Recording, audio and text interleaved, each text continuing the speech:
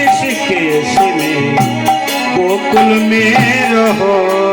যদি হরিদ্বারে থাকেন তাও নিতাই গৌরাঙ্গ বলতে হবে, যদি ঋষিকেশে থাকেন তবু ভগবানের নাম করতে হবে, আর যদি গোকুলেও থাকেন তাহলেও গোপালের নাম করতে হবে। কি বলতে হবে? प्यारे राधा मदन गोपाल, राधा मदन गोपाल, राधा मदन गोपाल कहो प्यारे রাধা মদন গোপাল, রাধা মদন গোপাল, রাধা মদন গোপাল भी कहो।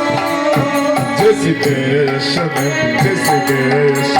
परिवेश में रहो, प्यारे निताई गौरांग